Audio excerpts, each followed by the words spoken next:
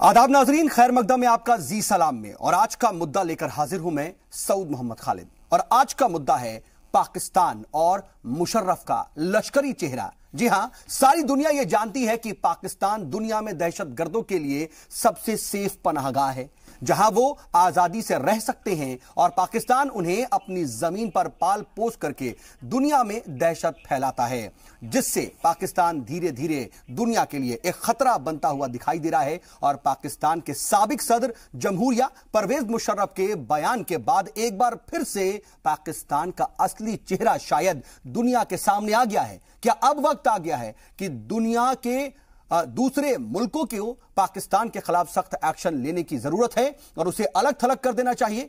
और इन सब के साथ साथ सवाल यह भी कि क्या हाफिज सईद पाकिस्तान का खुदा है? क्या हाफिज सईद की हुकूमत पाकिस्तान को कबूल है? और क्या परवेज मुशर्रफ की जुबान पर पाकिस्तान के दिल की बात आ गई है? इन्हीं सवालों के साथ शुरू करते हैं आज का मुद्दा।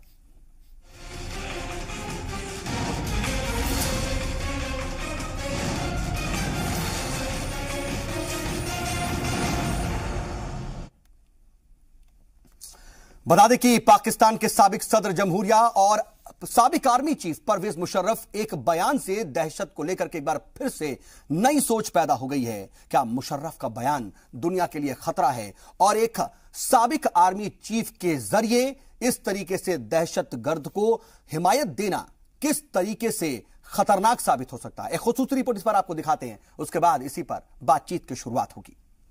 लश्कर तैयबा को तो सबसे बड़ा सपोर्टर मैं हूं और मुझे मालूम है कि वो मुझे पसंद करते हैं, लश्कर तैयबा वाले। आप हाफिज सईद साहब को ही पसंद करते हैं आप? यस, मैंने मिला हुआ उनसे।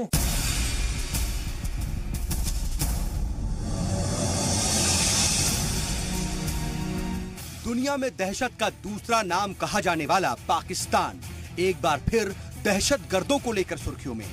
पाकिस्तान के साबिक सदर जमहूरिया और पाक के साबिक आर्मी चीफ परवेज मुशर्रफ के एक बयान ने दुनिया में दहशत को लेकर के सोच पैदा कर दी है। एक पाकिस्तानी न्यूज चैनल से बातचीत करते हुए परवेज मुशर्रफ ने दहशतगर्द तंजीमों से अपने रिश्तों को कबूल किया।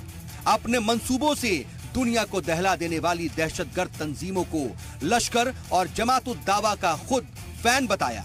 जनरल परवेज मुशर्रफ ने कहा कि मैं जानता हूं कि लश्कर और जमात उद दावा भी मुझे पसंद करता है।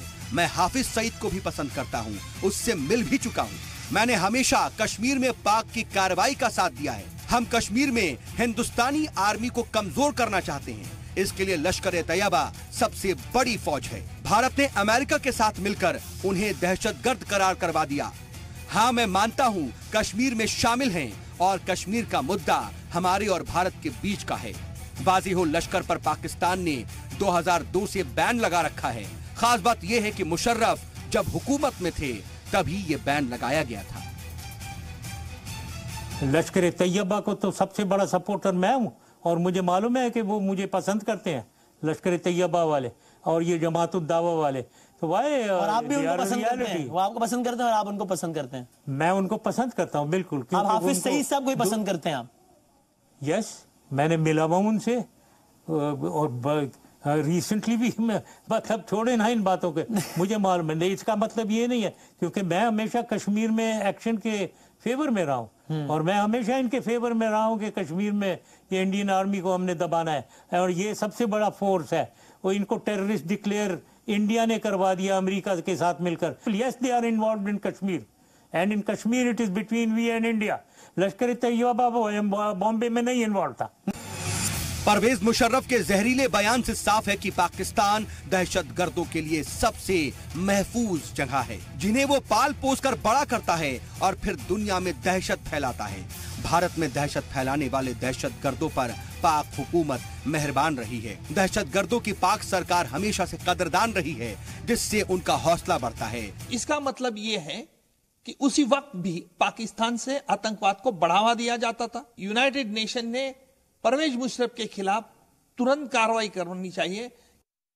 पाकिस्तान के दामन पर बेगुनाहों के खून से लिखी एक लंबी फेहरिस्त है, जिसमें उसके हमदर्द दहशतगर्द के नाम सजे हुए हैं, जिन्हें पाकिस्तान फूलों की सेज में पाल पोस रहा है और दहशतगर्दी का सबसे बड़ा अड्डा बन गया है।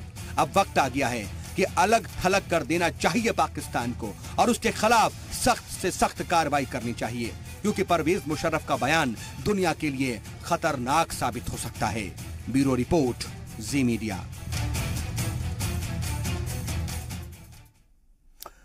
तो अंदाजा लगाया जा सकता है कि आखिरकार पाकिस्तान का असली चेहरा क्या है और पाकिस्तान की दरअसल फितरत में ही कहीं ना कहीं जहर है और वही जहर वक्त वक्त पर बाहर आता है और शायद परवेज मुशर्रफ की जबान से वही बातें निकल गईं जो पाकिस्तान के दिल में दबी हुई हैं। जैसे ही परवेज मुशर्रफ का यह बयान सामने आया है, उसके बाद हिंदुस्तान में भी लगातार रिएक्शंस आ रहे हैं। कौन क्या कुछ कह रहा है, पहले आपको वो सुनाते हैं, उसके बाद इसी पर होगी बातचीत की शुरुआत। पाकिस्तान में अपना मनोबल बढ़ाने के लिए, अपना वर्चस्व स्थापित करने के लिए ये चाल चल रहे हैं। मैंने पहली बार आजादी के बाद इतने निचले स्तर की राजनीति देखी है। जो हमें छोड़ने के लिए दोषी मान रहे हैं, उनको मालूम नहीं है वो इंटरनेशनली भारत की छवि को किस प्रकार का बना रहे हैं। अगर यही सियासत है तो मैं इतना पूछना चाहता हूं, कम से कम हमारे समय में कुछ दिन के अंदर जेल तो गया, आपके समय में तो कभी भी नहीं गया था। लश्कर प्रमुख हाफिज सईद के छूटने पर बड़े खुश होते हैं राहुल गांधी जैसे लोग।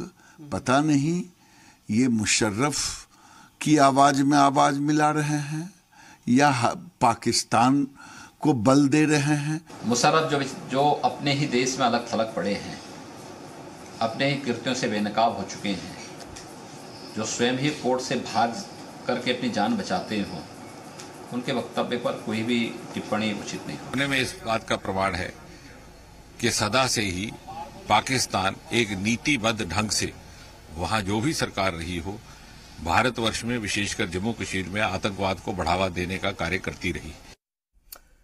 मौजूदा सूरत हाल को देखें तो हिंदुस्तान के साबिक वजीर आजम अटल बिहारी वाजपेयी का वो बयान याद आता है जिसमें उन्होंने कहा था कि हम सब कुछ कर सकते हैं लेकिन अपना पड़ोसी नहीं बदल सकते। और आज वो बयान शायद बिल्कुल सटीक बैठ रहा है, क्योंकि कहीं ना कहीं अगर हम देखें तो इस पड़ोसी मुल्क का कोई इलाज नजर नहीं आ रहा और इसकी फितरत में दहाइयों से ही कोई बदलाव नजर नहीं आ रहा है। हम बातचीत की शुरुआत करते हैं। हमारे साथ बातचीत के लिए खास पैनल जुड़ गया है। अपने मेहमानों से आपका तारुफ करा देते हैं। हमारे साथ 5 खास मेहमान हैं। इस वक्त नोएडा स्टूडियो में हमारे साथ 3 खास मेहमान जुड़े हुए हैं और श्रीनगर स्टूडियो से 2 खास मेहमान हैं। नोएडा से हमारे साथ मौजूद हैं राजीव जेटली जी, जो कि तर्जुमान हैं बीजेपी के। इसके अलावा सुलेमान मोहम्मद खान साहब हमारे साथ कांग्रेस के तर्जुमान जुड़े हुए हैं और डॉक्टर प्रमोद पहवा जी हमारे साथ जुड़े हुए हैं, जो कि फॉरेन एक्सपर्ट हैं। इसके अलावा श्रीनगर स्टूडियो से हमारे साथ मौजूद हैं सारा हयात शाह, जो कि नेशनल कॉन्फ्रेंस की तर्जुमान है, और इसके अलावा हमारे साथ श्रीनगर से सीनियर जर्नलिस्ट शाहिद मसूद बुखारी साहब जुड़े हुए हैं। आप सभी का बहुत बहुत इस्तकबाल है इस बातचीत में। और प्रमोद पहवा जी, मैं आपसे सबसे पहले बातचीत की शुरुआत करना चाह रहा हूं कि एक ऐसा शख्स जिसको यूएन ने आलमी दहशतगर्द करार दे रखा है, एक ऐसा शख्स जिस पर करोड़ रुपए का इनाम रखा गया है, और एक ऐसा शख्स जो मुंबई हमलों का मास्टरमाइंड है, उसकी हिमायत में पाकिस्तान के साबिक आर्मी चीफ का इस तरह का खड़ा होना और इस तरह से उसकी पैरोकारी करना, किस तरह की इंडिकेशंस हैं ये, और आलमी सतह पर क्या कुछ ये इसका इशारा है? और साथ साथ ये भी सवाल है कि क्या परवेज मुशर्रफ ने एक तरह से पीएम नरेंद्र मोदी और अमेरिकी सदर डोनाल्ड ट्रंप को खुला चैलेंज दिया इस तरह की बात करके? आपने 2 सवाल किए हैं, मैं दोनों का बारी बारी से जरूर इंशाल्लाह जवाब दूंगा। सबसे पहली बात तो यह है कि दूसरे पर उंगली उठाने से पहले हमें देखना चाहिए कि हमारी 4 उंगली हमारी अपनी तरफ उठी हुई है। आज हम बार बार हाफिज सईद का नाम लेते हैं, उसको हमारे पॉलिटिशियन बार बार चमकाते हैं, दिखाते हैं, एक भेड़िया आया जैसा शोर मचाते हैं। मेरी पर्सनल, मैंने जितना वक्त वहां गुजारा है, मेरा अपना एक्सपीरियंस है कि मैं हाफिज सईद को किसी लायक ही नहीं समझता। मैं उसकी, मेरे हिसाब से मेरे ड्राइवर, लाहौर में मेरा ड्राइवर था, उसका कहना था भाईजान ये हाफिज सईद तो बत्ताखोर है, खाले इकट्ठी करके गुजारा करते हैं, आप इसको क्यों अपने टीवी में और अपनी जगह इतने देते हो? मतलब तवज्जो नहीं देनी चाहिए ऐसे शख्स। बिल्कुल, वो इस लायक नहीं है, वो कहीं किसी भी लायक नहीं है। बाकी बात दूसरी आपने कही मुशर्रफ की। मुशर्रफ खुद गद्दार मुल्क है और मेरे ख्याल से वो कुछ नहीं, बैरूनी ताकतों का एक प्यादा है, उसके ज्यादा उसकी कोई हैसियत नहीं है। जब उसकी अपनी औकात खत्म हो गई अपने ही मुल्क में, तब वो जाके अपने आप को दिखाने के लिए किसी न किसी उन बैरूनी की ताकतों के बारे में अगर आप जिक्र कर दे कि कौन हो सकता है उनके पीछे और किसका प्यादा है अगर परवेज मुशर्रफ, तो शायद तस्वीर थोड़ी और साफ हो जाएगी। मुझे जरूरत नहीं पड़ती कि मैं अपनी जबान से ऐसी बात कहूं, लेकिन ये बात जनरल इशारे में ये नहीं, यही बात जनरल मुशर्रफ ने खुद इसी इंटरव्यू में एक्सेप्ट की है कि वो इजरायलियों से मिला था। और मैं तो खुलेआम इल्जाम लगाता हूं कि ये अमेरिका और यहूद का सिर्फ प्यादा भर है। जैसे जैसे अमेरिका ने जियाउल हक को प्लांट किया था, वैसे ही अमेरिका ने मुशर्रफ को प्लांट किया था और मुशर्रफ से उसने वो एग्रीमेंट कराए हैं आज जिसके लिए पाकिस्तान फंसा हुआ है। पाकिस्तान बाहर नहीं निकल सकता। अगर मेरी दिल की माने, मेरी पर्सनल माने, तो मैं तो पाकिस्तान को मुल्क ही नहीं मानता। मैं तो मानता हूं कि पाकिस्तान हमारा ही हिस्सा था। नहीं सर, लेकिन अगर हम इस सेंस में देखें, चलिए आप कह रहे हैं कि हाफिज सईद को नहीं तवज्जो देनी चाहिए, लेकिन एक आलमी दहशतगर्द है, करोड़ रुपए का इनाम है, तो कहीं ना कहीं उसकी इस हैसियत से कि एक दहशतगर्द तंजीम का वो आका है, एक आलमी दहशतगर्द है, इस लिहाज से अगर एक साबिक आर्मी चीफ उसकी हिमायत कर रहा है तो बैनुल अक़वामी सतह पर ये क्या मैसेज देने की कोशिश है? और क्या ये जो हिंदुस्तानी वजीर आजम और अमेरिकी सदर की कोशिश है दहशतगर्दी के खिलाफ लड़ाई की, उसको खुला चैलेंज है? नहीं, पहली बात तो मैं ऑफिशियली इस बात को एग्री नहीं करता, मैं आपसे इत्तेफाक नहीं करता कि उसके ऊपर 1 करोड़ या 10 करोड़ या जो भी है कोई इनाम है। उसके ऊपर जो अमेरिका ने इनाम रखा है वो इस बात का रखा है कि आप अगर उसको दहशतगर्द साबित कर दें तो, अगर ऐसी बात होती तो वो खुलेआम पाकिस्तान में घूमता है, वहां पे घोड़े बेचता है बाघा बॉर्डर के पास जाकर, उसको कभी भी पकड़ के अंदर कर सकते थे। तो ऐसी कोई बात नहीं है। उसके ऊपर इनाम जरूर है, लेकिन वो किसी दूसरी तरीके से उन्होंने घुमा के रखा हुआ है। और रही बात मुशर्रफ की, मुशर्रफ ने पॉलिटिक्स में आने के लिए पहले एक मुस्लिम लीग फंक्शनल बनाई थी, पीर पगाड़ा को आगे किया था। वहां पाकिस्तान की असली हालात ये है कि वहां फौज और सिविल जो गवर्नमेंट है वो आपस में एक दूसरे के सामने क्लैश करती रहती हैं। फौज को कोई मुखौटा चाहिए होता है, वो मुखौटा लगाने के लिए पहले उन्होंने हाफिज सईद जैसे आदमी को रखा, फिर पीर पगाड़ा नाम के बंदे को बनाया, आजकल वो एक किसी और जाविद को पकड़ के लाए हुए हैं। ये सब ड्रामेबाजी है, नाटक है, इनकी कोई औकात नहीं है और हम लोगों के सामने तो कुछ भी कोई नहीं मतलब नहीं जाता है क्या? अगर हम डिप्लोमेटिक लेवल पे जिस तरह की बात सामने आती है, अगर एक नेशनल टीवी पे on air live TV debate में इस तरह की हिमायत की जाती है, बोलते हैं मैं मिला हूं, मैं उनको बहुत पसंद करता हूं, वो मुझे बहुत पसंद करते हैं, तो क्या पाकिस्तान की एक इमेज भी एक दहशतगर्द मुल्क की बन रही है? बहुत शॉर्ट में सर मैं जानता हूं। ये मुशर्रफ का बहुत बड़ा तमाशा है कि वो कह रहा है कि वो इसको पसंद करते हैं। 12 जनवरी 2002 को मुशर्रफ ने खुद उन पर बैन लगाया था, उन्हीं के वक्त में बैन लगा था। बिल्कुल ठीक बात, ठीक है। लेकिन हमारे साथ बातचीत के लिए और खास भी मेहमान मौजूद हैं। राजीव जेटली जी इस पर बयान भी आ रहे हैं और सियासत भी हम देख रहे हैं अपने मुल्क में हो रही है, लेकिन हम सियासत से इतर जरा जाते हैं और 2 मुल्कों की बात करते हैं। जिस तरह से परवेज मुशर्रफ ने खुलेआम इस तरह की हिमायत की है और तमाम कोशिशें हम देख रहे हैं, वजीर आजम नरेंद्र मोदी कोशिश कर रहे हैं, पाकिस्तान को अलग थलग करने की भी यूएन में कोशिश हुई, क्या उन कोशिशों को एक झटका है इस तरह की बात सामने आना? देखिए, पहली बात तो यह है कि माननीय प्रधानमंत्री, मैं इसको अलग तरीके से बोलना चाहता हूं, माननीय प्रधानमंत्री हमेशा दोनों हाथ बढ़ाते हुए दोस्ती का पैगाम लेकर जाते हैं, बार बार जाते हैं। क्यों जाते हैं उसके पीछे की वजह केवल इतनी है कि दोनों ही देशों के अंदर जो पाकिस्तान द्वारा आतंकवाद फैलाया जा रहा है, अगर उसके ऊपर वो अंकुश लगाए तो हमें मित्रता करने में कोई हर्ज नहीं है। जैसा आपने कहा, अटल बिहारी वाजपेयी जी ने भी इस बात को रखा कि हम अपना पड़ोसी नहीं बदल सकते हैं, लेकिन हम किसी भी तरीके से आतंकवाद के साथ भी कॉम्प्रोमाइज नहीं कर सकते हैं। आतंकवाद के साथ जब बात आती है कॉम्प्रोमाइज ना करने की, तो उसको आपको इंटरनेशनल प्लेटफॉर्म पर लेकर जाना पड़ता है और इंटरनेशनल प्लेटफॉर्म पर भारत ने बार बार अपनी जीत दर्ज करवाई। हो सकता है कि चाइना का साथ उन्हें मिलता है क्योंकि उसके कमर्शियल बेनिफिट्स पाकिस्तान से निकल कर आते हैं। ऑलमोस्ट पाकिस्तान ने अपने आप को सरेंडर किया हुआ है चाइना के सामने, तो वो सरेंडर करने के एवज में अगर उन्होंने ये बेनिफिट उसको दिया है तो वो चाइना और पाकिस्तान की कमर्शियल नीति है, उसमें आतंकवाद का नहीं। सामने से तो देखिए पाकिस्तान हुकूमत की तरफ से यह दिखाया जाता है कि वो नजरबंद रखना चाहते हैं, लेकिन फिर भी नजरबंद रखने के लिए कोई सबूत नहीं अदालत में पेश करते और वो आजाद हो जाता है। फिर उसके ठीक कुछ दिन बाद परवेज मुशर्रफ का ऐसा बयान आता है, आपकी तमाम कोशिशें ठीक है और तमाम डिप्लोमेटिक कोशिशें भी की गई हैं वजीर आजम की तरफ से। मैं ये जानना चाह रहा हूं, क्या उसको एक झटका है? तमाम कोशिशें अगर करने के बाद भी फितरत नहीं बदल रही है, तो इसको क्या समझे आप? देखिए, पाकिस्तान के अंदर तो आप ये अपेक्षा नहीं कर सकते हैं कि पाकिस्तान की चाहे वो जुडिशरी हो, चाहे वो आर्मी हो, चाहे वो पुलिस हो, चाहे वहां की राजनीतिक दल हो, आप उनसे ये अपेक्षा नहीं कर सकते कि पाकिस्तान की जो गतिविधियां हैं वो भारत के खिलाफ नहीं होंगी, और ये उसी का एक हिस्सा है। आप देखिए, पाकिस्तान की जनता को इमोशनली ब्लैकमेल करने के लिए आतंकवादियों के साथ अपना जुड़ाव बताना पड़ता है। यही एक नमूना आपको सामने देखने को मिल रहा है, जिसमें परवेज मुशर्रफ साहब कह रहे हैं कि मैं लश्कर तैयबा का हितैषी हूं और वो भी मेरे हितैषी हैं। तो ये ऐसा नहीं कि केवल मुशर्रफ साहब कह रहे हैं, ये पूरी पाकिस्तान की जो तंजीमें है, जो राजनीतिक दल है, वो सभी शायद कहीं ना कहीं पर इस बात को रखते होंगे।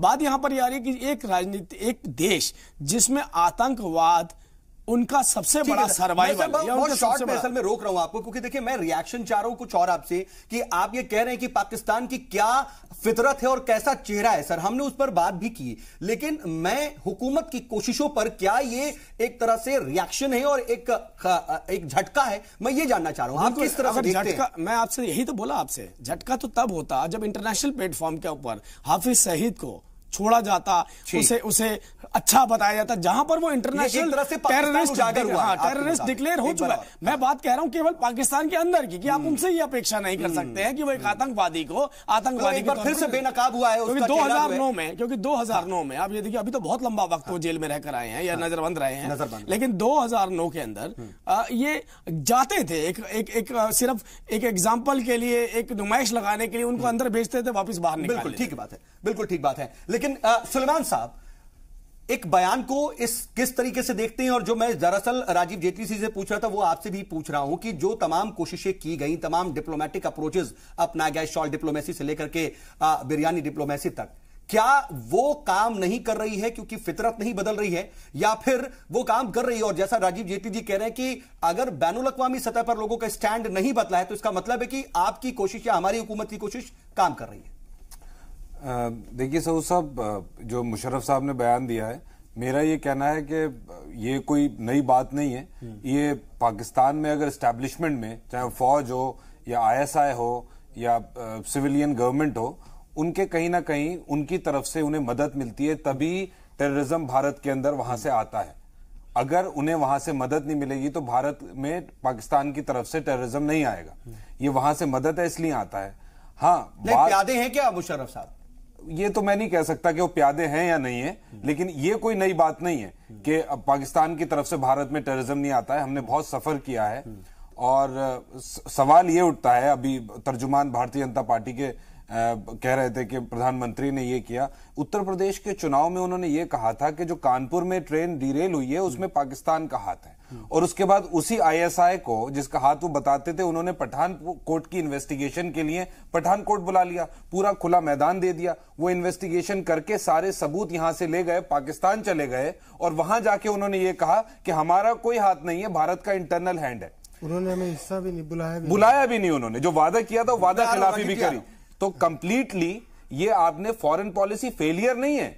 आप वतन परस्ती के डंके पीटते हैं क्योंकि नए नए वतन परस्त हुए हैं भाजपा के और संघ के लोग, लेकिन कायदे में इन्होंने वतन के साथ ये तो गद्दारी हो गई, ये तो धोखा हो गया, चाहे वो पाकिस्तान की तरफ से हुआ। एक बात और कहूंगा जेटली जी से, ये भी जवाब दें कि ATS ने मध्य प्रदेश में एक ISI का खुफिया फरोशी का रैकेट पकड़ा था, जिसमें ध्रुव नाम का एक आदमी जो भाजपा का पदाधिकारी था, उनका पोस्ट होल्डर था, वो भी पकड़ा गया था। जवाब दें जेटली जी कि 11 में से 4 लोग जो उस ISI के रैकेट के जो आर्मी पे स्नूपिंग कर रहे थे, स्पाइंग कर रहे थे, उसमें 4 क्या भाजपा के विश्व हिंदू परिषद के संघ से कनेक्टेड लोग नहीं थे।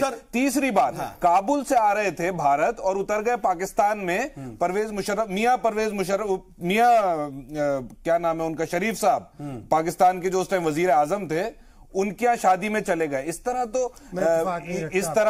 तरह से तो जहां पर आपकी जिसे कहते हैं कि कोई ऐसी लिहाज नहीं होता है, दोस्ती यारी में जाते हैं। आप वहां पहुंच गए, आपकी बिरयानी डिप्लोमेसी हुई, आपकी शॉल डिप्लोमेसी हुई, लेकिन कंप्लीटली फ्लॉप हो गया। ठीक है, और उस चुनाव से पहले कहते थे कि लाल आंख दिखा के बात करेंगे, उनकी जबान में बात करेंगे, लेकिन बिना बुलावे भी पहुंच गए और उसके बाद भी पाकिस्तान ने आपको जवाब ले लेता हूं। हालांकि मैं बाकी मेहमानों के पास जा रहा था, लेकिन राजीव जी आपके ऊपर कई सीधे हमला हो गया और सीधे कई सवाल हैं, उनके जवाब मैं चाहूंगा जल्दी से आप देते, बाकी मेहमानों के बाद। मैं अपेक्षा नहीं कर रहा था, मुझे पता था कि कांग्रेस पार्टी कहीं ना कहीं पर निकलकर अपने देश की में अपनी देश की सरकार नहीं। राजीव जी मैं सरकार नहीं, ये आपसे सवाल बहुत लाजमी सवाल है, ये सवाल मैं आपसे पूछूंगा क्योंकि मेरे साथ धोखा हो रहा है। ठीक है सुलेमान साहब, फौजी मारे गए मेरे, 2 पॉइंट जवाब ले, कश्मीर में मारे गए, बाकी मेहमानों के पास भी जाना है, ये मैं सवाल पूछूंगा, टू द पॉइंट जवाब। फ्लॉप हुए सवाल मैं पूछूंगा। सुलेमान साहब देखिए, दोबारा वही बात आए वो ठीक नहीं है ना, मैं जवाब ले लेता हूं। इसको चुप कराएंगे तो मैं बात करता हूं।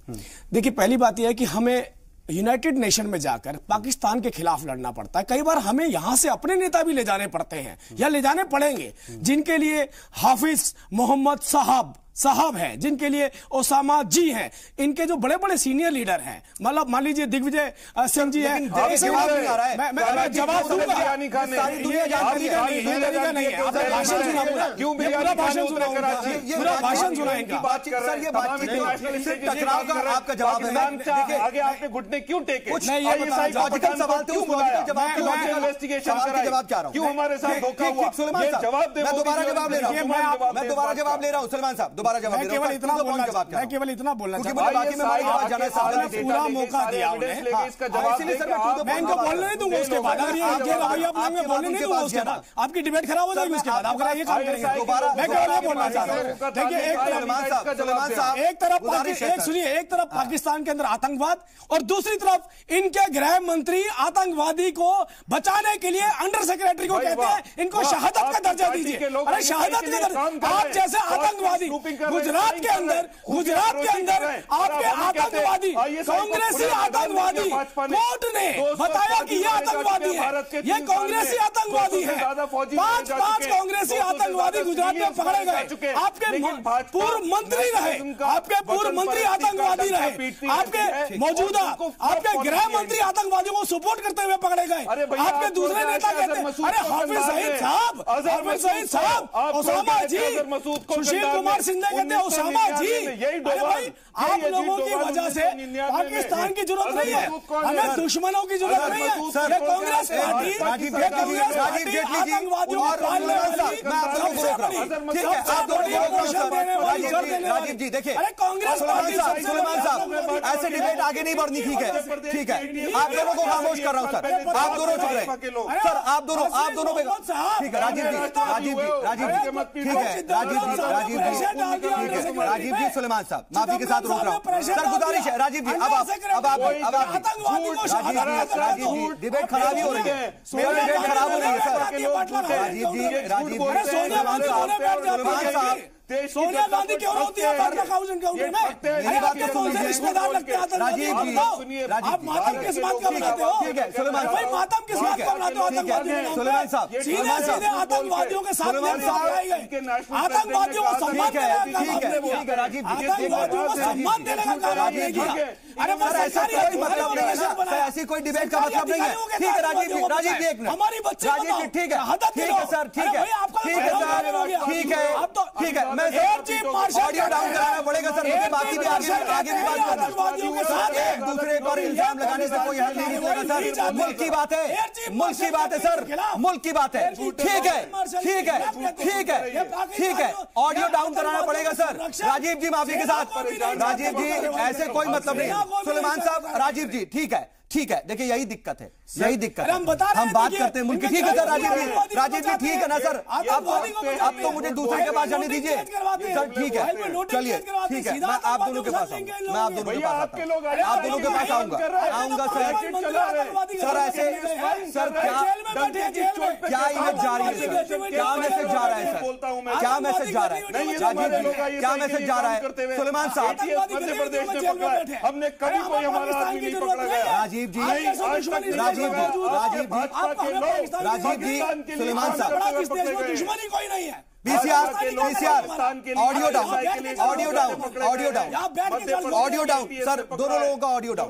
सर, दोनों लोगों का ऑडियो डाउन है सर माफी के साथ रोक रहा हूं। देखिए यही दिक्कत है कि जब हम सवाल का जवाब नहीं सुनते हैं और उस पर सवाल करने लगे तो ठीक नहीं है। सवाल किया तो जवाब दीजिए, जवाब करने के बाद दोबारा सवाल कीजिए। लेकिन हमारी सियासत का लगातार ढर्रा ऐसा बन गया है कि यही होता है और एक दूसरे पर इल्जामात और इल्जाम तराशी का दौर शुरू हो जाता है। बहरहाल मैं आऊंगा, आप दोनों के पास आऊंगा। माफी के साथ कह रहा हूं कि आप दोनों को ऑडियो डाउन कराना पड़ा, लेकिन मैं डिबेट को आगे बढ़ाना चाहता हूं। नाजरीन को कम से कम सही पहलू पहुंचे और चीजें ठीक से पहुंचे, ये हमारी जिम्मेदारी है एज ए चैनल। बहरहाल मैं आता हूं आपके पास। हमारे साथ सारा हयात शाह साहिबा मौजूद हैं, तर्जुमान है एनसी की।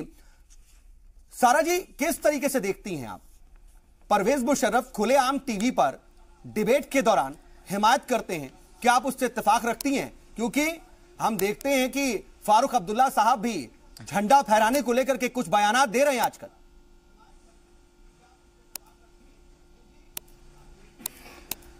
देखिए, परवेज मुशर्रफ साहब उस मुल्क में रहते हैं जिस मुल्क में ये कहा जाता है कि हमें टेररिज्म को जो है वाइप करना है। वो ये सालों से कहते आ रहे हैं कि भाई टेररिज्म की वजह से हम परेशान हैं।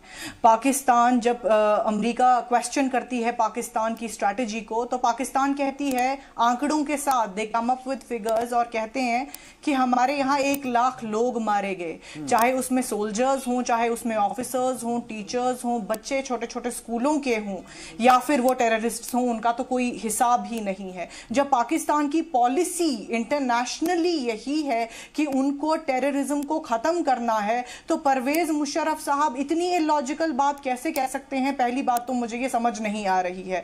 परवेज मुशर्रफ साहब एक आर्मी जनरल रह चुके हैं। मैं ये नहीं समझती जब एक army general, ex army general इस वायलेंस का, एक्सट्रीमिज्म का सपोर्ट करते हैं, तो सबसे पहली बात जो ये लॉजिकल कंक्लूजन पे आती है वो ये है कि सीधी सी बात है कि वो अपनी मुल्क की आर्मी के साथ नहीं है। दूसरी बात ये है कि परवेज मुशर्रफ साहब के जो बच्चे हैं वो क्या करते हैं? वो तो टेररिस्ट्स नहीं हैं, वो तो अमेरिका, यूएस, यूके से पढ़ के आए हैं। तो अगर मैं अपने लिए एजुकेशन, अपने लिए एक बेटर फ्यूचर चूज और ये बता रहे हैं कि किस तरीके से कश्मीर में हिंदुस्तानी फौज का मॉरल डाउन करना है और उसके लिए एक बड़ा टूल है लश्कर, तो क्या आप ऐसे लोगों की हिमायत करती हैं? क्या आपको लगता है कि यही एक स्टैंड होना चाहिए? और ये स्टैंड है, क्योंकि कहीं ना कहीं गाहे बगाए अब हम इस वक्त देख रहे हैं कि फारूक अब्दुल्ला साहब का बयान ऐसा आ रहा है जिस पर बहुत ज्यादा तनाजा हो रहा है। देखिए, सबसे पहले ये बात समझनी होगी, कश्मीर एक ऐसी जगह है जहां पिछले 30 साल से बंदूक रही है और आज तक लाखों लोग जो हैं वो दुनिया से निकल गए हैं इस बंदूक की वजह से। हमारे ग्रेवयार्ड्स जो हैं वो भरे हुए हैं यंग औरतें और मर्दों को लेके, क्योंकि जो गन है कुछ और बात कर रही है। सोल्यूशन देखिए सर, ठीक है, मैम मॉरलिटी की बातें और जो ग्राउंड रियलिटी की बातें वो हम सब जान रहे हैं, इसी को दोहराना ठीक नहीं है। मैं आपका स्टैंड जानना चाह रहा हूं, क्योंकि पीओको के लेकर के अभी फारूक अब्दुल्ला साहब जो बयान देते हैं, क्या आप उसके साथ हैं? क्या आप परवेज मुशर्रफ को आप मजम्मत कर रहे हैं? लेकिन लॉजिकली हाँ ठीक है मैम, कैरी ऑन। एक logical stand as a Kashmiri जो मैं कहूंगी, क्योंकि मैं कश्मीर में रहती हूं, मैं अपनी जिंदगी रोज यहां गुजारती हूं और मैं देखती हूं किस तरह लोगों ने सफर किया है इतने साल से। जो लोग जिन्होंने गन की हिमायत की, आप मुझे एक बंदा ऐसा दिखा दे जिनके बच्चों ने गन का रास्ता चुना हो। अगर मैंने अपने बच्चे के लिए यूएस और यूके चुना, एक एजुकेशनल डिग्री चुनी, मैंने अपने बच्चे के लिए एक अच्छा प्रोफेशन चुना, मैंने उसके लिए कोई डॉक्टरी, कोई इंजीनियरिंग या कोई इस तरह का फील्ड चुना, तो मैं दूसरे के बच्चे को कैसे बोल सकती हूँ कि भाई आप गन उठाएं, आप पत्थर फेंके? हमारा मजहब जो है इस्लाम, वो भी यही कहता है कि choose for everyone what you choose. जी मैं रोक रहा हूं, जो आप अपने मैं आपके पास आऊंगा, चूज करते हैं। मुझे ब्रेक पर जाना है, ब्रेक पर जा रहा हूं मैं। शाहिद मसूद साहब आपके पास ब्रेक के बाद लौटते हैं, लेकिन सवाल यही है कि अगर अपने मुल्क में ही हम इसको लेकर के एक दूसरे पर इल्जाम तराशी करते रहेंगे तो फिर पाकिस्तान के खिलाफ कैसे मजबूती से लड़ेंगे? छोटे से ब्रेक के बाद लौटते हैं।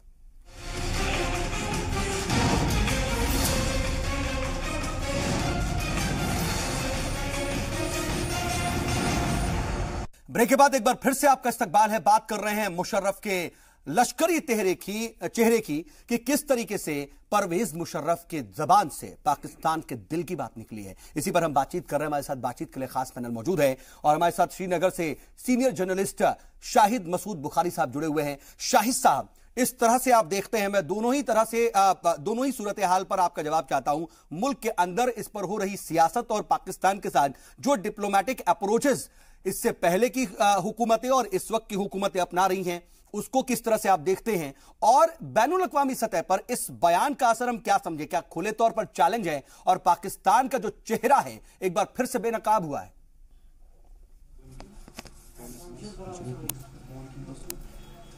मसूद साहब,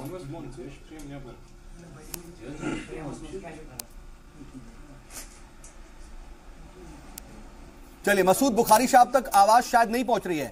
मसूद साहब, अगर आवाज पहुंच रही है तो आपका रिएक्शन चाहूंगा। चलिए, मसूद साहब तक आवाज पहुंच नहीं रही है, उनके पास दोबारा जाएंगे और उनसे दोबारा इस पर रिएक्शन लेंगे। लेकिन प्रभु पेवा जी, सेम सवाल मेरा आपसे है जी, क्या आवाज आ रही है सर आपकी, आप तक? मसूद साहब, क्या आवाज मिल रही है आपको? चलिए, शायद कुछ तकनीकी दिक्कत है, हम आएंगे आपके पास। प्रमोद पेवा जी, सर सवाल सेम आपसे। प्रमोद जी जी बताएं। सेम सवाल सर। हाँ, एक बार दोबारा प्लीज रिपीट कर दें। मैं दरअसल ये जानना चाह रहा हूं कि एक मुल्क के अंदर जो इस पर सियासत हो रही है और डिप्लोमेटिक अप्रोचेस को लेकर के जो तमाम बातें देख रहे हैं आप, तो डिप्लोमेटिक अप्रोचेस हम लगातार अपनाते हैं और लेकिन मुल्क के अंदर भी इसको लेकर के सियासत होती है और एक दूसरे के डिप्लोमेटिक अप्रोचेस पर सवालिया निशान खड़े होते हैं। और दूसरी तरफ इस तरीके के बयान देकर के पाकिस्तान क्या दोबारा से अपने आप को बेनकाब ही कर रहा है? जैसा कि सारा जी भी कह रही है कि उसका तो लगातार यही स्टैंड है कि हम मुतासिर हैं, लेकिन परवेज मुशर्रफ इस तरह की बात कह के एक तरह से अपनी ही बात नकार रहे हैं। सबसे पहले तो मुझे बहुत तकलीफ हुई आपकी डिबेट देख के। शायद आपका ये रोजमर्रा का काम हो कि हमारे पॉलिटिशियन एक दूसरे के सामने तलवारें खींच के खड़े हो जाते हैं। बेशक अल्फाजों की ही तलवारें हों, लेकिन मुल्क को कम से कम दाव पर ना लगाएं। बिल्कुल सर, अग्रीड। हमारे बीजेपी के प्रवक्ता ने कांग्रेस के ऊपर बहुत सारे इल्जाम लगाए, लेकिन इनको कम से कम एक बार थैंक यू तो कर देना चाहिए था कि शशि थरूर को इन्होंने भेजा था और उसी की हेल्प से यूएनओ में और सीजे में उन्होंने हमारा हेल्प की। दूसरी बात, मुशर्रफ की बात करें, मुशर्रफ तो खुद आतंकवादी है, इसको क्या कह देंगे? इसकी चक शहजाद की फार्म हाउस की और इसकी कोठी देखी है मैंने, जबरदस्ती कब्जा करके इसने मकानात बना रखे हैं। ड्रामेबाज आदमी अदालत के सामने हार्ट अटैक का नाटक करता है और अगले दिन खातून के साथ जाके दुबई में शराब पी के डांस करता है।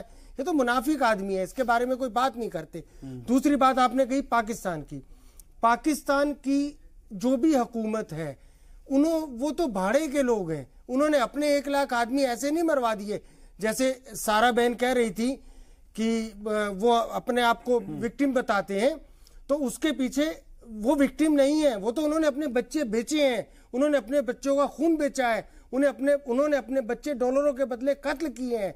10,000 लड़के बलूचिस्तान से इसी मुशर्रफ ने और इसके अगले वाले जिया उल हक ने गायब करा के अफगानिस्तान में तालिबान बना के भेजे थे। उसके बारे में आज तक कुछ नहीं पता है। उसके बदले में वो डॉलर लेके खा गए, उन बच्चों के माँ बाप को आज तक कोई जवाब नहीं मिला। पूरे खैबर पख्तूनख्वा में इन्होंने हेलीकॉप्टरों से भर भर के और नीचे फेंके लड़के। वहां पे आज ड्रोन, अमेरिका का ड्रोन आके वहां पे हमले करता है। ये उसकी हकीकत है और ये आप कम से कम एक तरह से काफी ज्यादा करीब से पाकिस्तान को जानते हैं, इसलिए भी आप इतनी ज्यादा डिटेल्ड बात बता पा रहे हैं। लेकिन शाहिद मसूद साहब, मैं आपके पास आ रहा हूं, अगर आप तक आवाज आ रही है तो सर हम ये जानना चाहेंगे, आप कश्मीर में बैठे हुए वहां पर आप देखते हैं कि किस तरह के हालात हैं। अगर परवेज मुशर्रफ इस तरह की बात कहते हैं और ये कहते हैं कि हिंदुस्तान आर्मी का मॉरल डाउन करने का और जिस तरीके से उनको दबाना है उसका एक टूल है लश्कर तैयबा, तो ये सीधे सीधे ये बात साबित करता है कि दहशतगर्दी बाकायदा वहां पर पाली पोसी जा रही है और दहशतगर्दी को हुकूमत की जानिब से बढ़ावा मिल रहा है। देखिए, सबसे पहले तो मैं एक बात कहूंगा कि अभी तक जो मुबाहिसा हो रहा था, मैंने बगौर इसको सुना और मैंने एक बात को काफी अहम तरीके से गौर करने की कोशिश की, वो ये कि ग्राउंड रियलिटी जो कुछ भी है वो सबके सामने आया है और परवेज मुशर्रफ साहब ही वो सदर हैं जो अपने दौर में आगरा के दौरे पे आए और अमन की बातचीत को लेकर के आए और नाराज होकर के वापस चले गए। और ये वही परवेज मुशर्रफ साहब हैं जब आर्मी जनरल थे तो करगिल जंग के वक्त उन्होंने करगिल में 2 माह रहने की बात भी कही।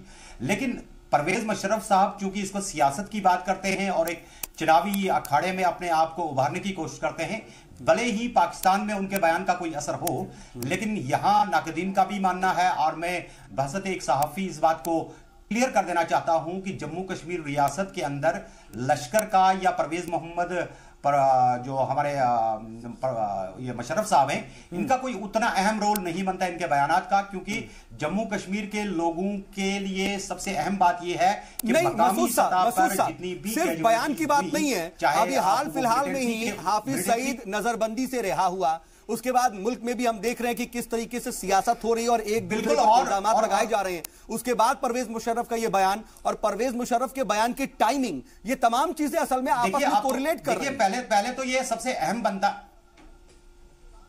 देखिए नहीं, सबसे अहम बात तो यह है कि हाफिज मोहम्मद सईद साहब के बारे में पिछले दिनों से बिल्कुल ये बार बार आ रहा है कि अब वो पब्लिक रिलीज कर करके खुद सियासत में आना चाहते हैं। यानी कि जो शख्स खुद वायलेंस को तर्क करके सियासत में आना चाहते हैं वो जम्मू कश्मीर के लिए क्या करेंगे आकर के और जम्मू कश्मीर में उनका क्या काम बनता है। और परवेज मुशर्रफ साहब की तरफ से इस तरह का स्टेटमेंट देना किसी भी सूरत में कश्मीरियों के लिए कोई खास बात नहीं है। और हम ये कहेंगे कि मुल्की सतह पर हो सकता है इसका वो कोई फायदा गेन करें, लेकिन ये बात तो बिल्कुल आया है कि परवेज मुशर्रफ साहब ने ही अमेरिका के साथ टाई किया था कि किस तरीके से अफगानिस्तान को, तालिबान को, हक्कानी नेटवर्क को खत्म करने के लिए पूरी मदद की जाए और उन्होंने अमेरिका को वहां पर लाया। और नहीं, लेकिन सर ठीक है, ये तो तमाम बात है, लेकिन बैनुल-अक़वामी सतह पर इसका क्या मैसेज जाता है अगर साबिक आर्मी चीफ इस तरह की बात कर रहे हैं? एक तरफ अमेरिका और हिंदुस्तान दोनों ही पाकिस्तान के खिलाफ किस तरीके से उसको अलग थलग करने की कोशिश कर रहे हैं, दहशतगर्दी के खिलाफ इतना स्टैंड ले रहा है, मिलकर के काम कर रहे हैं। तो अगर आर्मी चीफ इस तरह से दहशतगर्द तंजीमों को खुले तौर पर हिमायत कर रहा है तो इसका मैसेज क्या जाता है और इसकी टाइमिंग क्या इसकी टाइमिंग पर भी कुछ देखने की जरूरत है?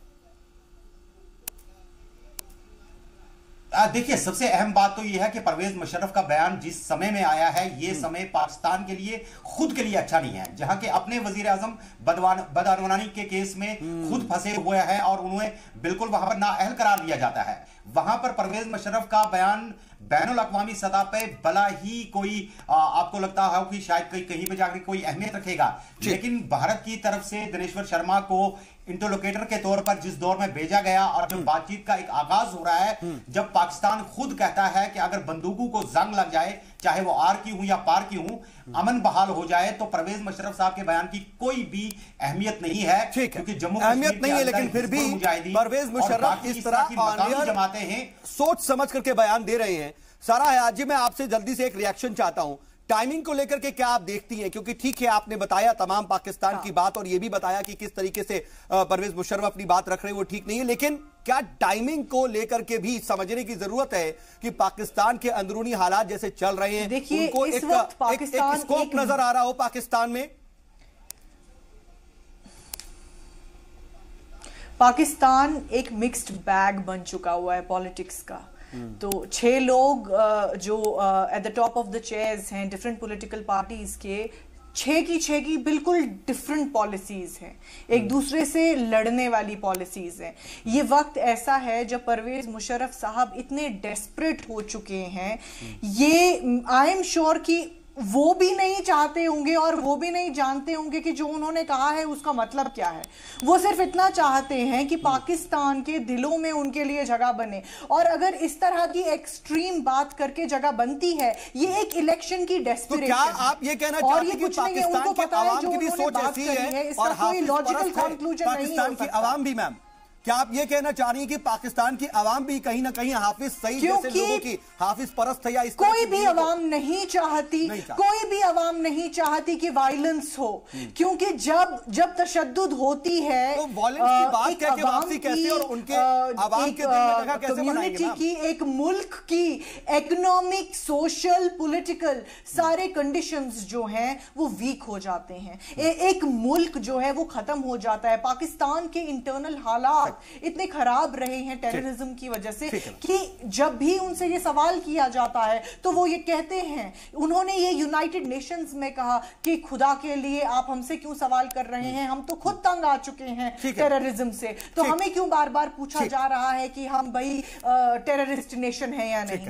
तो इस हालात में ऐसा कहना कि कोई भी अवाम जो है वो तशद्दुद परस्त है, ठीक है मैं आता हूं आपके पास, क्योंकि हमने देखा है जब भी कश्मीर में वायलेंस रहा है लोगों ने होप प्रे किया है, दे हैव लॉन्ग्ड फॉर, कोई भी अवाम या फिर कोई भी आम शहरी नहीं चाहता है कि उसकी जिंदगी में किसी भी तरह से तशद्दुद जगह करे और घर करे। ठीक है मैं आपके पास आता हूं सुलेमान मोहम्मद खान साहब। देखिए तमाम तरह की अगर हम बातचीत कर रहे हैं, जो हमारे साथ एक्सपर्ट हैं, चाहे बहबा जी हैं, चाहे शाहिद मसूद साहब हैं, या फिर सारा हयात जी भी ये बात कह रही हैं कि बहुत ज्यादा जो है मतलब है नहीं, वो अपनी कोशिशों में है, यानी कि उनका पर्सनल इंटरेस्ट है इस तरह की बातों के पीछे।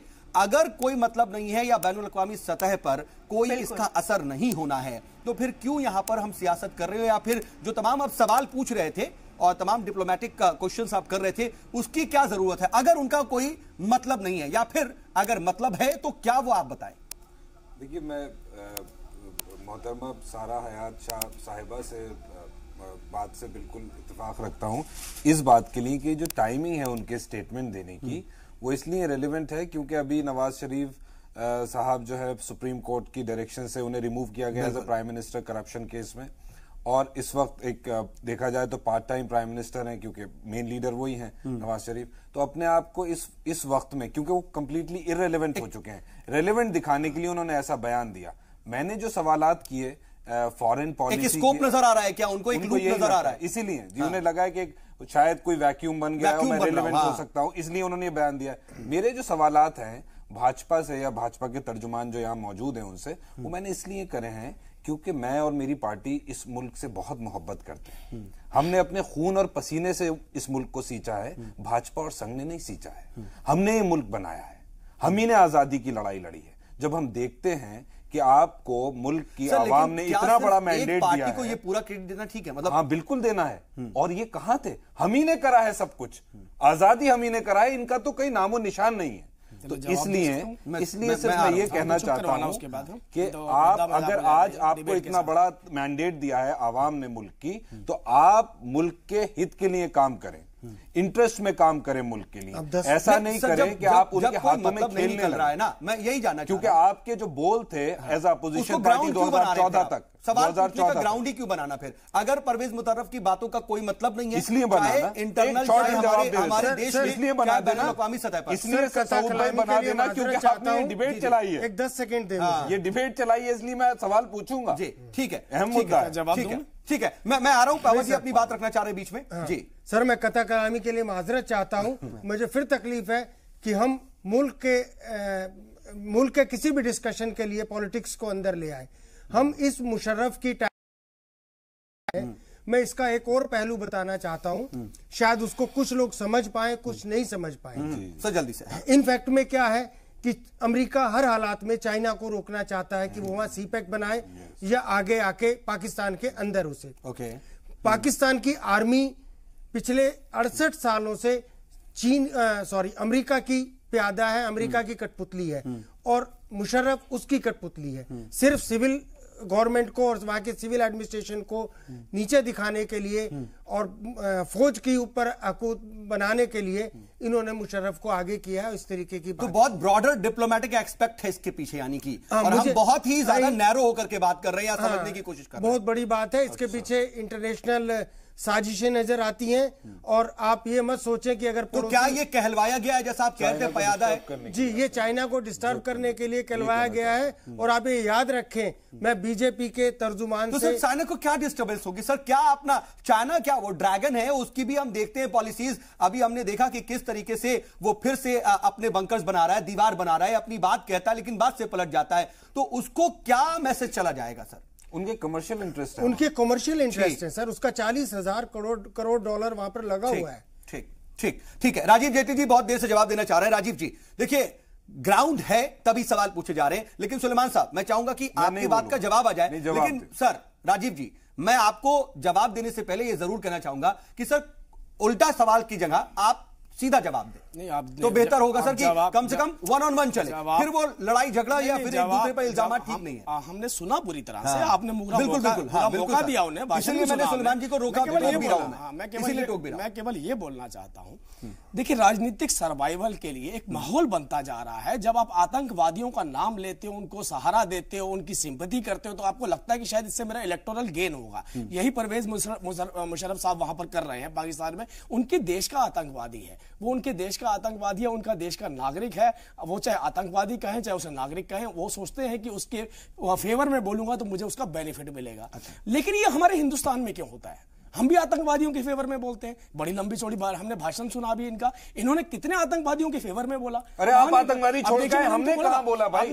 आपने आप कैसे मेरे ऊपर इल्जाम लगाते हैं? आप ये झूठ जब बोलेंगे तो मैं नहीं बोलने दूंगा, झूठ बोलने देंगे तो मैं नहीं बोलूंगा। आप छोड़ के आए अजहर मसूद को कंधार में, हमने छोड़े, मैं नहीं बोलने दूंगा ऐसे। आप मेरे ऊपर इल्जाम, आप मुझे बताइए किसने बोला कांग्रेस के लीडर ने? आप मुझे जवाब दिए। आप अजहर मसूद को कंधार में आप छोड़ के आए, भाजपा के मंत्री छोड़ के आए कंधार में अजहर मसूद को 1999 में आप छोड़ के आए। और आपका इतिहास ही ऐसा है, संघ जो था अंग्रेजों के तलवा चाटता था, उनको स्पाई करता था, संघ अंग्रेजों के साथ था और हम अंग्रेजों के खिलाफ लड़ते थे। फालतू बात आप लोग करते हैं, क्या करेंगे आप इस मुल्क का? इस तरह की आप बात करते हैं। अजहर मसूद को आप 99 में छोड़ के आए कंधार में, आपकी सरकार थी या नहीं थी? जवाब दिया 1999 में अजहर मसूद को छोड़ के आए कंधार में। आपकी सरकार में भाजपा के लोग भाजपा के मंत्री छोड़ के आए, भारत सरकार की जब भाजपा सरकार थी भारत में, आपकी सरकार है मध्य प्रदेश ATS में ISI का 11 लोगों का एक पूरा रैकेट पकड़ा जाता है, उसमें 4 लोग संघ के और भाजपा के निकलते हैं। अभी एक साल पहले जेटली जी भूल जाते हैं ISI के लिए उधार करते हैं। आपके लोग ISI के लिए उधार करते हैं। आप लोग क्या होगा ऐसे लोगों का जो सत्ता में रह के खिलाफ हो गए, फेल हो गए और इल्जामात लगा रहे हैं? बताइए कैसे लोग हैं? ये कैसी सरकार है? ये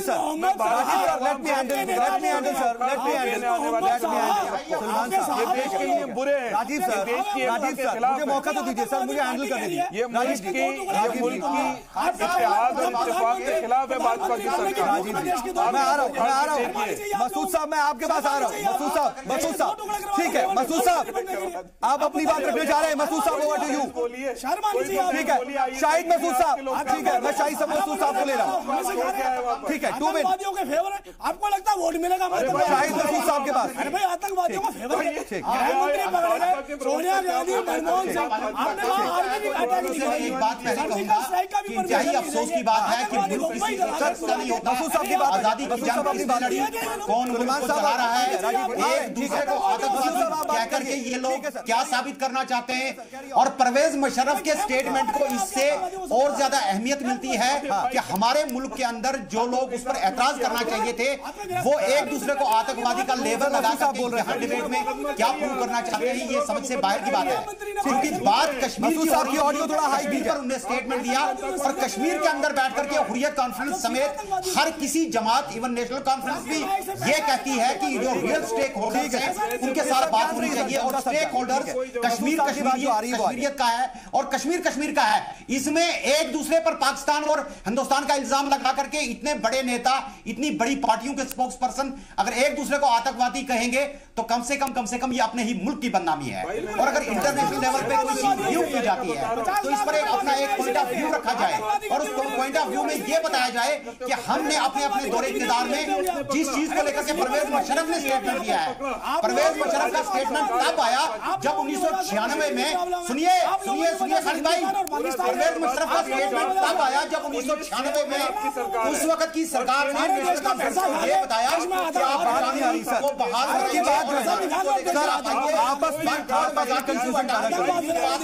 मसूद साहब ठीक है, मसूद साहब की बात करना चाहूंगा। हाँ जी मसूद साहब कैरी ऑन। जी आप देखिए खालिद साहब, असल बात यह है कि अगर दो बड़े नेता यहां पर बैठ करके मुल्क को तशद्दुद से बाहर निकालने के बजाय एक दूसरे को दहशतगर्द और आतंकवादी का नाम देंगे, अफसोस की बात है। मैं कहता हूं कि सियासत अगर करनी है, सियासत सबसे बड़ी अच्छी बात यह है कि सारे सियासी दिमाग मिल करके परवेज मुशर्रफ को ये मौका ना दें कि दोबारा वो पहले हिंदुस्तानी नेताओं को तो देखो, अगर कश्मीर पर उन्होंने कोई आतंकवादियों को अपना रिश्तेदार बता देते हैं, उनके ऊपर भी तो चेक लगना चाहिए। वही तो हिंदुस्तान के नेता आपस में क्यों लड़ रहे हैं? अरे भाई परवेज मुशर्रफ पर इनमें क्या फर्क रह गया? नहीं लड़ना चाहिए, नहीं लड़ना चाहिए। और जो कश्मीर तशद्दुद का शिकार है, जो कश्मीर को तशद्दुद से निकालने के लिए क्या कुछ किया जा रहा है, उसकी तरफ ध्यान देने की जरूरत है। 1996 में जी चेतावनी जारी के बाद बताइए चेतावनी कहां गई? और आज की देश में मुझे लगता है कि हमारी आवाम इस बात को देख रही है। मुझे लगता है कि हमारी आवाम ये देख रही है कि हमारे सियासतदान और हमारे लीडरान किस तरीके से पाकिस्तान के खिलाफ एकजुट है, कितना एकजुट है, और कैसे ये पाकिस्तान के खिलाफ लड़ाई लड़ेंगे, कैसे ये चाइना को आग दिखाएंगे। क्योंकि हम जब एक साथ नहीं रहेंगे, हम यकजहती में नहीं रहेंगे, जब एक मुल्क की तरह नहीं खड़े होंगे, तो शायद हम किसी पाकिस्तान और किसी चाइना का मुकाबला नहीं कर पाएंगे। ठीक है सर, काम कर रहा है वो अपना बिजनेस है, उसमें क्या फर्क है सर? ठीक है, कोई फर्क नहीं है, दोनों आतंकवादियों का सहारा लेते हैं। अगर ऐसी बात होगी ना सर, अगर आप दोनों ही आतंकवादियों का सहारा, आप दोनों इसी तरह की बात करते रहेंगे तो सर मैं आप दोनों के पास अब नहीं आ पाऊंगा। है कि सियासी प्लेटफॉर्म जो काम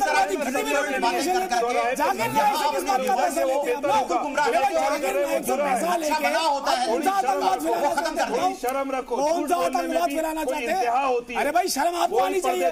सीधा सीधा आप घड़ियालू आंसू बहाते हैं। अरे सोनिया गांधी जी आतंकवादी मरता है तो सोनिया गांधी जी रोते हैं जब कोई आतंकवादी। सलमान खुर्शीद कह रहे हैं सोनिया जी हो चाहे वो गांधी जी बनी हो, आतंकवादी क्यों बन रहा है? आतंकवादी अगर इल्जाम तराशी करेंगे तो शर्म आनी चाहिए। देश को जवाब दो आप, देश को जवाब दो, देश को जवाब दो आप। आपने आतंकवाद को फैलाया, आतंकवादियों का सहारा क्यों लेते हैं? आतंकवादी गतिविधियों में आपके नेता क्यों लिप्त होते हैं?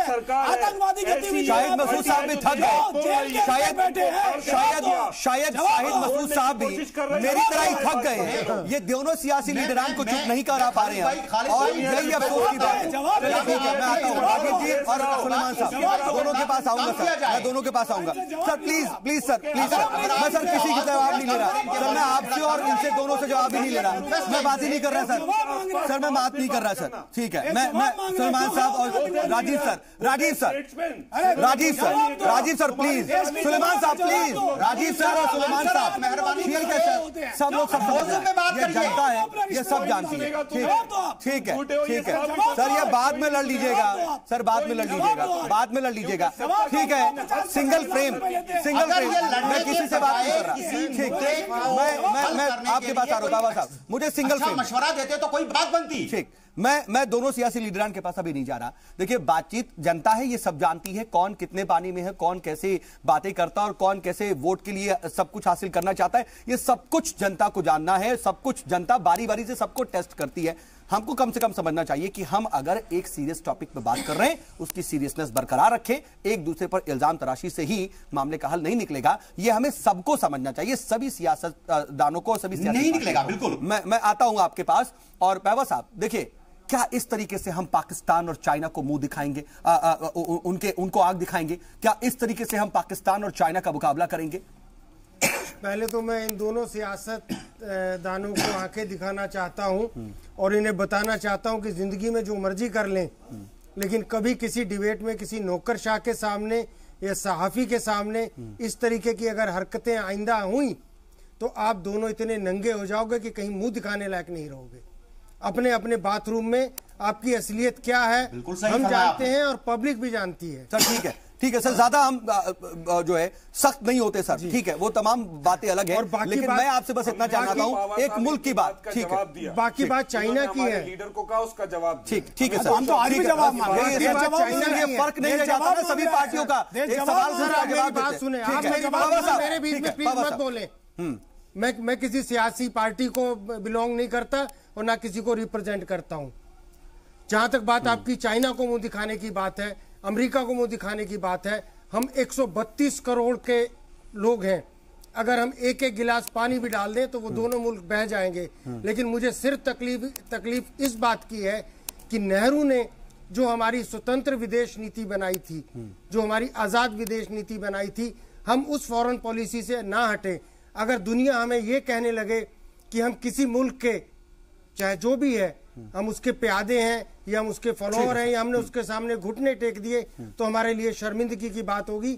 जिसको इशारा समझ में आए वो समझ ले। ठीक है सर, आप सभी मेहमान हमारे साथ जुड़े और बातचीत में शामिल हुए, इसके लिए आपका बहुत बहुत शुक्रिया। वक्त इतना ही है मेरे पास, मैं अब बातचीत को आगे नहीं बढ़ा पाऊंगा, लेकिन प्रोग्राम की एंडिंग से पहले आज जो हमने ट्विटर पर सवाल पूछा था उसका जवाब आ चुका है। हमने पूछा था कि क्या परवेज मुशर्रफ के बयान से एक बार फिर बैनुल अक़वामी सतह पर पाकिस्तान बेनकाब हुआ है, और उसके जवाब में जो पोल आया है वो हम आपको दिखाते हैं। हमने ये सवाल किया था कि क्या परवेज मुशर्रफ के बयान से फिर बैनुल अक़वामी सतह पर बेनकाब हुआ है पाकिस्तान। हाँ में 95% लोगों ने अपना जवाब दिया और 5% लोगों ने कहा है नहीं।